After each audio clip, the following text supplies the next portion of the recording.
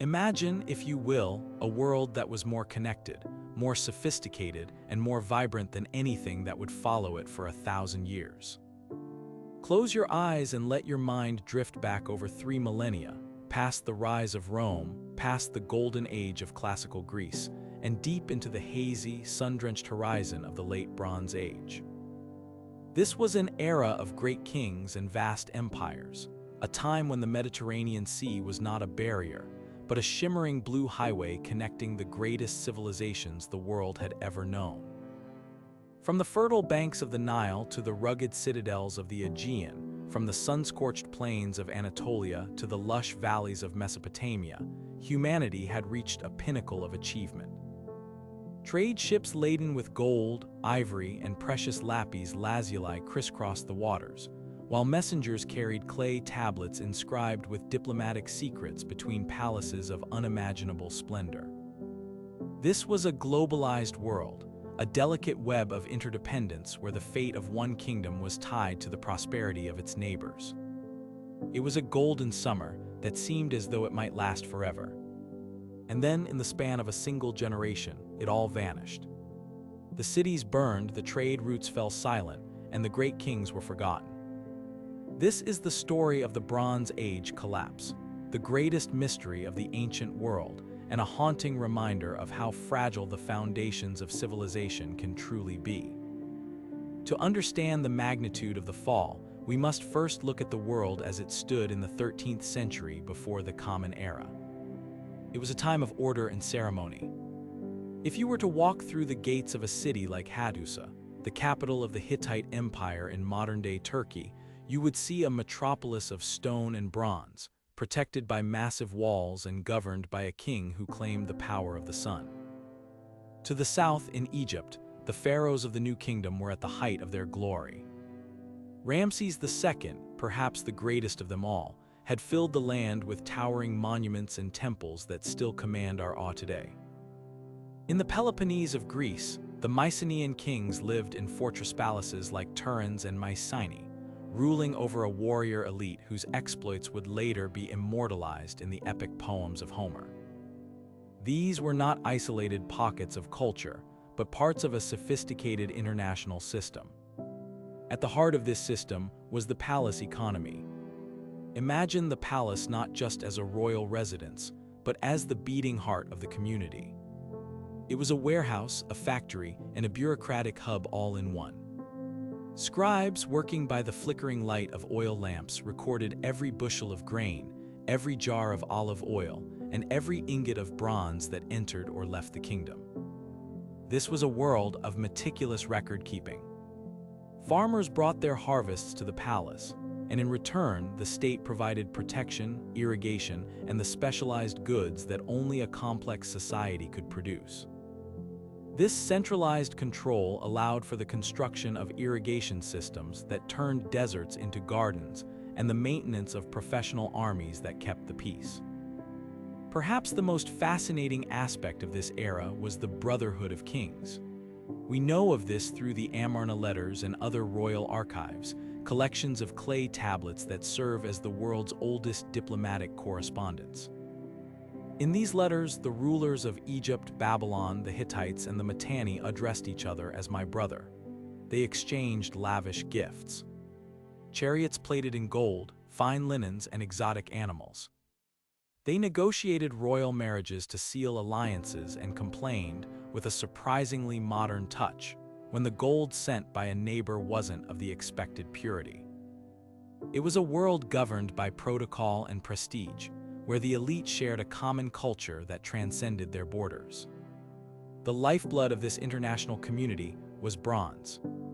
Bronze was the high technology of the age, the material that defined the era's tools, its art, and most importantly, its weaponry. But bronze is an alloy, a combination of copper and tin, and this simple fact created a profound geographical dependency. While copper was relatively abundant, especially on the island of Cyprus, tin was incredibly rare. To create bronze, the empires of the Mediterranean had to look far beyond their own borders. Tin had to be brought in from the mountains of modern-day Afghanistan, or perhaps as far away as Cornwall in Britain. This required a supply chain that spanned thousands of miles, crossing treacherous mountain passes and unpredictable seas. Every kingdom was dependent on a trade network they could not fully control. If the tin stopped flowing, the wheels of society would grind to a halt. As we drift through the peaceful corridors of these ancient palaces, it is hard to imagine the shadow that was beginning to lengthen over the Mediterranean. For centuries, the system had been resilient. It had survived local famines, occasional palace coups, and border skirmishes. The people of the 13th century BCE had no reason to believe their world was coming to an end. They lived in the rhythm of the seasons, the flooding of the Nile, the harvest of the grapes, the sailing of the merchant fleets when the winds were fair. There was a sense of permanence in the heavy stone walls and the ancient rituals. Yet underneath this surface of stability, the cracks were beginning to form. The very complexity that made these civilizations so successful also made them vulnerable. The interdependence of the great kings meant that a failure in one region could ripple across the entire map. A drought in the wheat fields of Anatolia meant that the Hittites could no longer trade for the tin they needed. Without tin, they could not equip their armies. Without armies, they could not protect the trade routes. It was a delicate balance, a house of cards held together by the thin thread of international commerce. In the final decades of the century, the tone of the royal letters began to change. The polite requests for gifts were replaced by urgent pleas for help. We find tablets from the city-state of Ugarit, a wealthy port on the coast of modern Syria, describing strange ships on the horizon and fires in the countryside. One letter, never sent because the city fell before it could be dispatched, cries out, "My father, behold, the enemy's ships came here. My cities were burned, and they did evil things in my country." These were the first whispers of the storm. But before the storm broke, there was a strange, haunting silence. In the archaeological record, we see cities that were not just destroyed but abandoned. We see precious items hidden under floorboards, intended to be recovered by owners who never returned. We see the handwriting of scribes becoming hurried, their records ending mid-sentence. The great machinery of the Bronze Age was beginning to stutter. In the chapters to follow, we will explore the many theories of why this world collapsed. Was it a series of devastating earthquakes that shook the foundations of the earth? Was it a mega-drought that lasted for centuries, turning the breadbaskets of the world into dust? Was it the mysterious sea peoples, the shadowy invaders who appeared from the mist to pillage and burn? Or was it a perfect storm, a combination of all these factors that created a systemic failure from which there was no escape? For now, let us linger in the twilight of this lost world. Let the image of the great kings and their golden palaces rest in your mind. They were people much like us, living in a world they thought they understood, navigating a global economy and striving for a legacy that would last forever. As the sun sets on the 13th century BCE, the Mediterranean is still beautiful. The water still laps against the hulls of the merchant ships, and the fires of the palaces have not yet begun to burn. The apocalypse is coming, but for this moment, the world is still at peace, held in the quiet embrace of a history that is about to change forever. Sleep now, and in the next chapter, we will walk among the ruins and seek the answers hidden in the ashes of the great collapse. Chapter 2. Close your eyes once more and let the fading light of the great empires guide you into the deepening shadows of the late 13th century before the Common Era. If the first chapter of our story was a golden afternoon, we now find ourselves in the long, cool twilight where the air grows still and a sense of uneasy anticipation hangs over the Mediterranean. The Brotherhood of Kings still exists in name, but the letters traveling between palaces have lost their warmth. The polite inquiries about health and well-being have been replaced by a sharp, brittle tension. This is the moment when the foundations of the world began to tremble, not all at once, but with a slow, grinding certainty that something fundamental was shifting beneath the feet of the ancients. To understand how a world so vast could begin to unravel, we must travel to the rugged hills of Greece, to the formidable citadels of the Mycenaeans. Picture the city of Mycenae itself, perched high on a rocky outcrop, its massive lion gate standing as a symbol of unshakable power. These were a people of war and administration, whose lives were dictated by the rigid lines of a script we now call Linear B.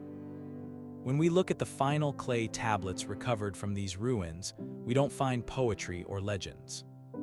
Instead, we find the nervous scribblings of a bureaucracy under immense pressure.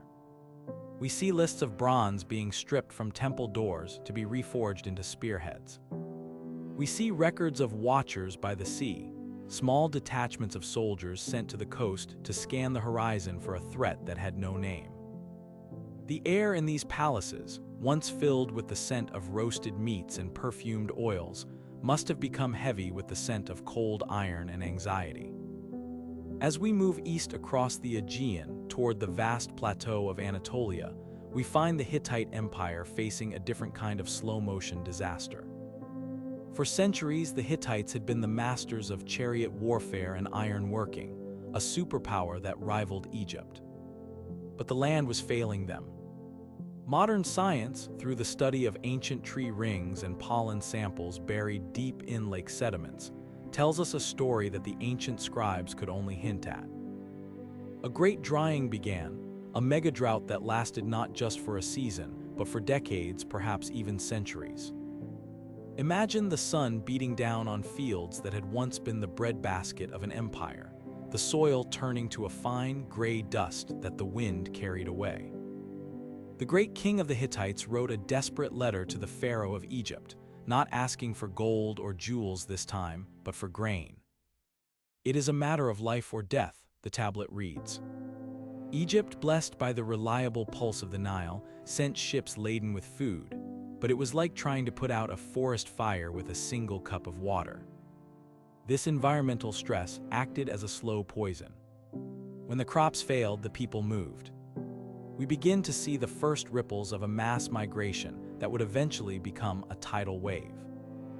In the mountains and on the fringes of the great empires, groups of people who had lived on the margins began to drift toward the centers of wealth, driven by hunger and the collapse of their own local economies. This wasn't always an invasion of armies. Often, it was an invasion of the desperate.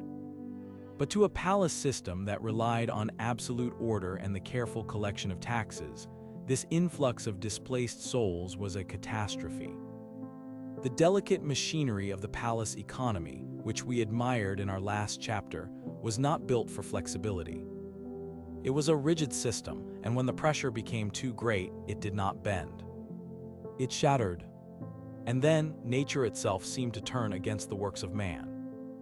There is a fascinating and terrifying theory known as an earthquake storm. Geologists have found evidence that the Mediterranean sits upon a complex network of fault lines that occasionally enter a period of intense activity. For a period of 50 years, a series of massive tremors may have rippled across the region like a slow-moving wave. One by one, the great fortresses were shaken. Walls that had stood for centuries, built of stones so large that later generations thought they were moved by giants, suddenly buckled and collapsed. In a world already strained by famine and social unrest, an earthquake was not just a natural disaster. It was a divine omen of the end. Imagine the scene in a city like Ugarit on the Syrian coast. The earth shakes, bringing down the warehouses filled with trade goods. The drought has made food scarce, and the king is away with his army, trying to defend a distant border. In the chaos of the aftermath, the social fabric simply tears. The servants no longer obey the masters. The farmers no longer bring their grain to the charred remains of the palace. The Brotherhood of Kings could survive a war, and it could perhaps survive a famine, but it could not survive the simultaneous collapse of the environment, the economy, and the physical earth itself. As we linger in this darkening landscape, we see the first fires on the horizon. These are not yet the fires of total war, but the localized burning of a world that is losing its grip on order. The great trade routes, those shimmering blue highways of the Mediterranean, are becoming dangerous. Piracy, once a nuisance, is now a way of life for those who have lost everything else. The tin from the east and the copper from the west are no longer meeting in the middle. The production of bronze is faltering, and with it, the very technology that defined the age. The sophisticated, interconnected world of the late Bronze Age was like a grand, intricate clock. Every gear, from the smallest scribe to the great king, had to turn in harmony for the system to function. But now the gears are grinding. The oil has run dry, the spring is overwound, and the rhythmic ticking that governed human life for centuries is slowing down. The silence that follows is not the silence of peace, but the silence of an ending. As the stars come out over the ruins of a Hittite outpost or a Mycenaean watchtower, we realize that the apocalypse was not a single event, but a series of cascading failures. The people of this time did not know they were living through the end of an era. They only knew that the rains didn't come, the earth wouldn't stay still, and the ships from their brothers across the sea had stopped arriving. In our next chapter, we will meet the most mysterious actors in this tragedy, the Sea Peoples. We will watch as the whispers of watchers by the sea turn into a roar of fire and steel that swept across the coastlines, toppling the last pillars of the old world. But for now, let the cooling air of the ancient night settle around you. The world is changing, the bronze is cold, and the long sleep of the dark ages is drawing near. Rest now in the quiet before the storm, and let the echoes of the falling stones fade into the stillness of your dreams. Chapter 3. Imagine the sea at night. The Mediterranean, usually a source of life and wealth, now carries a different sound upon its waves. Instead of the rhythmic dip of a merchant's oar, there is the heavy, synchronized beat of war galleys. Across the coastal reaches of the Levant, Anatolia, and Cyprus, the people looking out from their watchtowers see something that chills the blood. Not a few scattered pirates, but an entire horizon filled with white sails and the glint of sunlight on strange, feathered helmets. These are the Sea Peoples, the most enduring mystery of the ancient world. They are a ghost story told in stone, a confederation of the displaced and the desperate, coming not just to trade or even to raid, but to find a new home in a world that is already falling apart. As you drift deeper into the stillness of the night, let us follow these shadowy voyagers as they move through the crumbling gates of history. For a long time, historians spoke of the Sea Peoples as a singular, organized army of invaders who swept across the Mediterranean like a tidal wave. But the truth, as revealed by the records of those who fought them, is more complex and perhaps more haunting. They were a collage of different tribes and cultures, the Peliset, the Denian, the Shardana, and the Weshesh. Some arrived in sleek, fast ships, while others traveled by land in ox-drawn carts, bringing their wives, their children, and all their worldly possessions with them. This was not just a war. It was a migration born of necessity. They were the refugees of the drought and the earthquakes we spoke of before, people who had lost their own lands and were now forced to take someone else's. Picture the great city of Ugarit one last time. It was the jewel of the Syrian coast, a place where half a dozen languages were spoken in the marketplaces and where the royal palace was a labyrinth of cool, shaded courtyards. We have found the final letters of its king, Amurapi, preserved in the very fires that destroyed his city. He writes to the king of Cyprus, pleading for help, explaining that his own chariots and soldiers are far away in the land of the Hittites. He describes how the enemy has already burned 7 of his villages. "My city is sacked," one tablet reads, the clay hardened into a permanent record of the final moments. When archaeologists excavated Ugarit, they found piles of arrowheads in the streets and layers of ash that told the story of a sudden, violent end. The trade routes that had sustained the city for centuries were now the paths of its destruction. As Ugarit fell, so did others. The Hittite Empire, already weakened by years of famine, finally buckled. Its capital, the massive stone city of Hadusa, was put to the torch. The Brotherhood of Kings was dissolving, and the once great powers were being picked off one by one, like candles being extinguished in a drafty room. The survivors fled into the mountains or merged with the incoming waves of migrants, their old identities as citizens of an empire fading into the mists of time. Only one great power remained to face the full force of this Mediterranean apocalypse: Egypt. Under the pharaoh Ramses III, the Egyptian empire prepared for a final stand. This was the twilight of the new kingdom, and Ramses knew that if Egypt fell, the last light of the Bronze Age would go out. On the walls of his mortuary temple at Medinet Habu, he carved a massive, detailed relief of the battles that followed, a stone tapestry that provides our best look at who these sea peoples really were. The climax came at the Battle of the Delta. Imagine the mouth of the Nile, where the river meets the sea in a maze of reeds and shallow channels. Ramses did not meet the sea peoples in the open water. Instead, he lured their heavy, crowded ships into the narrow waterways. From the banks hidden among the papyrus, thousands of Egyptian archers unleashed a constant rain of arrows. The Egyptian navy, smaller but more maneuverable, closed in, using grappling hooks to capsize the enemy vessels. It was a scene of chaos and slaughter, yet on the temple walls, the figures are carved with a strange, frozen grace. You can see the sea peoples in their feathered headdresses, falling into the water, their ox carts stalled on the shore, their dreams of a new home sinking into the Nile mud. Egypt survived. Ramses III could rightfully claim to have saved his kingdom from the fate of the Hittites and the Mycenaeans. But it was a hollow victory. The cost of the war had bankrupted the treasury. The trade networks that brought wealth to the pharaohs were gone. The copper mines were silent, and the tin routes were severed. Egypt, though still standing, turned inward, becoming a shadow of its former self. The Great Green Sea, once a highway of vibrant exchange, was now a barrier of fear.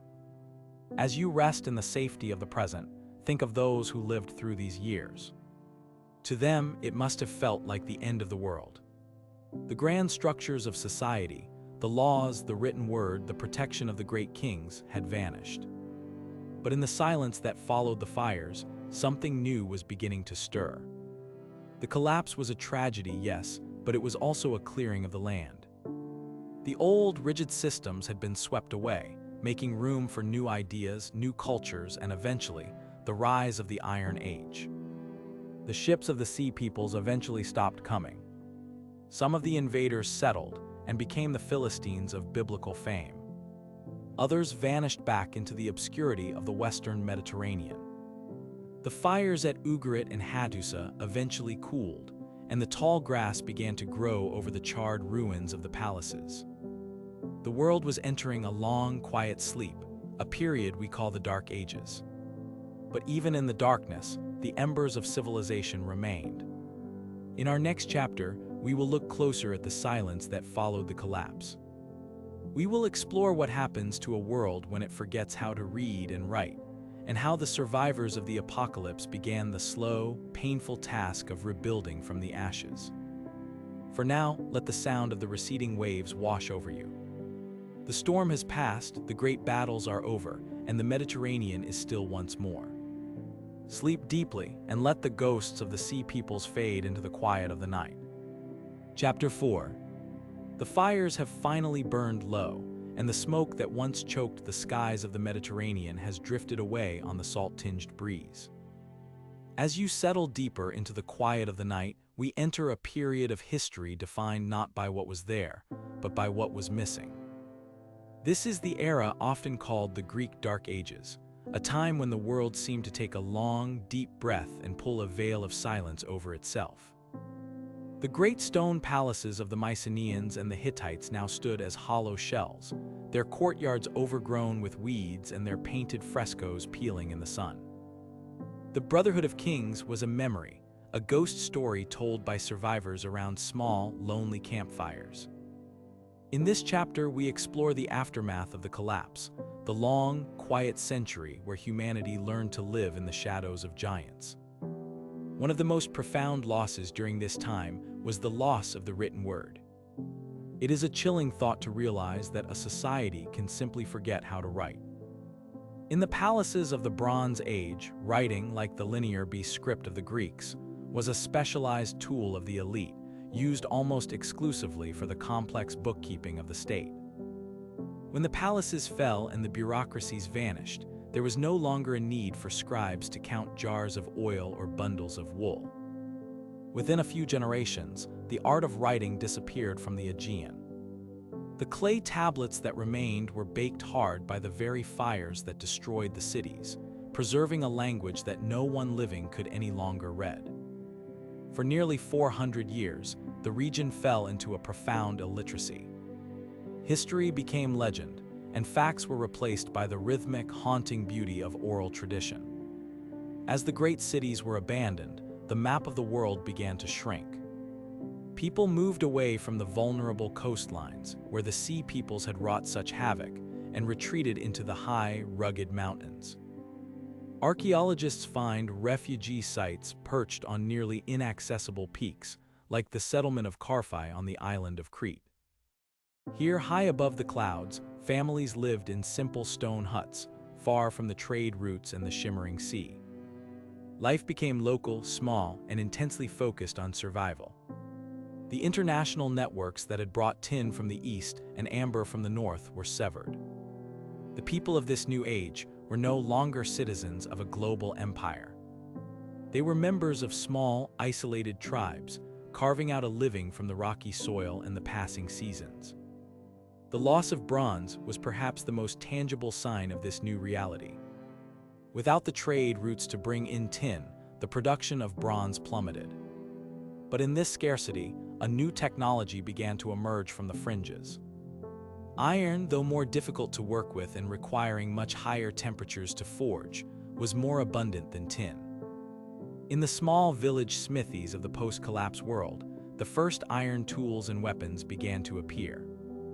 They were crude at first, lacking the elegance of the old bronze masterpieces, but they were the seeds of a new era. This was the birth of the Iron Age, a time when the power to shape the world moved from the hands of distant kings into the hands of local craftsmen. Yet even in this period of isolation and poverty, the human spirit remained resilient. In the flickering firelight of these small settlements, a new kind of professional emerged. The bard. These were the poets who carried the memories of the old world in their minds. They sang of a golden age of heroes, of high-walled cities like Troy, and of kings who were the sons of gods. Over centuries, these songs would evolve into the epic poems of the Iliad and the Odyssey. The Greeks of the Dark Ages looked at the massive ruins surrounding them, walls built of stones so large they called them Cyclopean, believing only giants could have moved them, and they invented a past that matched the scale of those ruins. The collapse had taken their wealth and their writing, but it could not take their stories. The Mediterranean itself changed during these centuries. The great merchant fleets were gone, replaced by small, daring groups of sailors who slowly began to probe the coastlines once more. Among these were the Phoenicians, living in the narrow strip of land that is now Lebanon. While the rest of the world turned inward, the Phoenicians looked outward. They began to rebuild the broken trade links, carrying not just goods like cedar wood and purple dye, but also something far more precious: an alphabet. Unlike the complex scripts of the Bronze Age, this new system was simple and flexible, designed for the needs of merchants rather than palace bureaucrats. It would eventually become the foundation for the writing systems we use today. As you drift toward sleep, imagine the world in this state of quiet transition.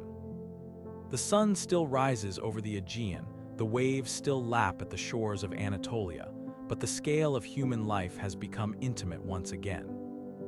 The grand experiments of the Bronze Age have ended, and the earth is reclaiming the stone and the bronze.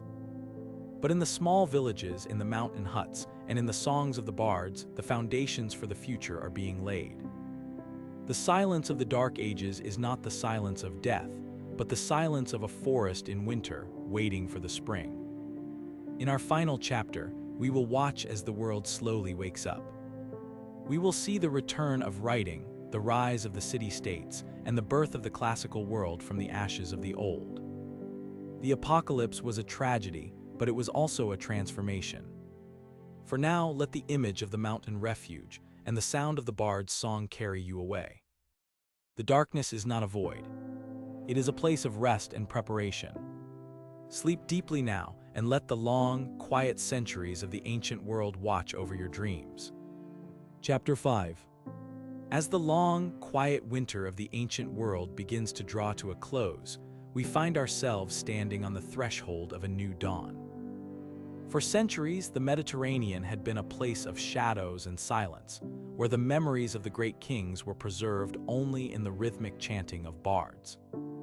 But time, like the steady tide against the shore, never truly stands still. Underneath the surface of the Dark Ages, the seeds of a new kind of civilization were germinating in the soil of the old. In this final chapter of our journey, we watch as the light returns to the wine-dark sea, not as the blinding glare of a royal palace, but as the soft, steady glow of a world reborn. This is the story of how humanity rose from the ashes of the Bronze Age to build the foundations of the world we inhabit today.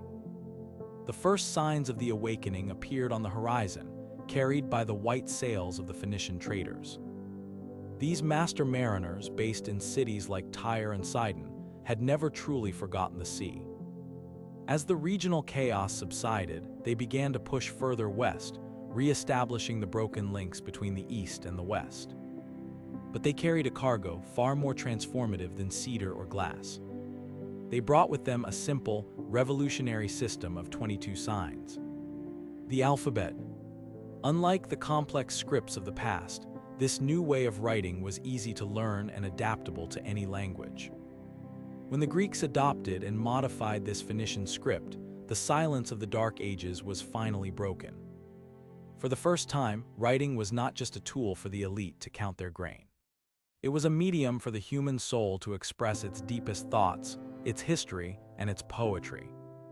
With the return of the written word, the legends that had been carried through the darkness by the bards were finally captured in ink. The stories of the Trojan War, the wanderings of Odysseus, and the vanished glory of Mycenae were codified into the epic poems of Homer. These stories served as a bridge, connecting the people of the new Iron Age to their distant, heroic ancestors. The Bronze Age collapse had become a myth, a tragic and beautiful foundation story that gave the survivors a sense of shared identity. They were no longer just isolated villagers. They were the inheritors of a legendary past, striving to live up to the shadows of the giants who had come before. As the population grew and trade flourished, the social landscape shifted once again. The old model of the centralized palace, where a single king ruled over a vast territory, did not return. Instead, a new and more resilient form of organization emerged: the polis, or the city-state. In places like Athens, Corinth, and Sparta, power began to be shared among a wider group of citizens. This was a more flexible system, one that could weather the storms of famine or war far better than the rigid empires of the past. The collapse had acted as a harsh but necessary teacher, showing that true stability comes not from the strength of a single wall, but from the participation of the community. The metal that defined this new age was iron. Though the technology had been born in the desperation of the collapse, it now reached its maturity. Iron was the metal of the people. It was abundant, strong, and accessible, allowing for better tools to clear the forests and more effective plows to turn the earth. The landscape of the Mediterranean began to change as new farms spread across the hillsides and new cities rose from the rubble. The international networks were rebuilt, but they were different this time, more diverse, more competitive, and more vibrant. The world was no longer a single, interconnected clockwork mechanism that could be broken by a single failure. It was a complex web of independent threads, woven together by commerce and culture. Looking back across the 3,000 years that separate us from the Bronze Age collapse, we see a story that is both a tragedy and a testament to human resilience. The apocalypse was real. It was a time of fire, hunger, and profound loss. An entire way of life vanished, and much of the wisdom of the ancients was buried in the dust. But the collapse was not the end of the human story. It was a reset, a clearing of the ground that allowed for the birth of philosophy, democracy, and the scientific spirit. Without the fall of the great kings, the world might never have known the heights of classical Greece or the innovations of the Roman Republic. As you drift now toward a deep and peaceful sleep, let the lessons of the Bronze Age settle quietly in your mind. We live in a world that is, in many ways, just as interconnected and fragile as the one ruled by Ramses and the Hittite kings. We are reminded that civilization is a delicate thing, held together by the threads of cooperation and the health of the earth beneath our feet. But we are also reminded that even when the darkness seems absolute, the light has a way of returning. The survivors of the collapse did not give up. They adapted, they remembered, and they rebuilt. Imagine the Mediterranean as it is now, in the stillness of the night. The water is calm, reflecting the same stars that guided the sea peoples and the Phoenician explorers. The ruins of the old palaces are still there, silent witnesses to the passage of time, their stones cool under the moonlight. The fires are long gone, replaced by the soft glow of modern cities that hum with the energy of a world that is always changing, always evolving. The story of the Bronze Age collapse is a reminder that we are part of a long, unfolding journey. Every ending is merely the quiet beginning of something new. Feel the weight of the history behind you, like a warm blanket, and the promise of the future ahead of you, like a calm and open sea. The great mystery has been explored, the ghosts have been honored, and the world is at rest. Let your breathing slow to the rhythm of the ancient waves. The bards have finished their songs, the scribes have put down their pens, and the great kings are at peace in the dust of their empires. You are safe in the embrace of the present, protected by the long legacy of those who walked these shores before you. Sleep now deeply and without worry, as the echoes of the Bronze Age fade into the soft, velvet silence of your dreams. Good night.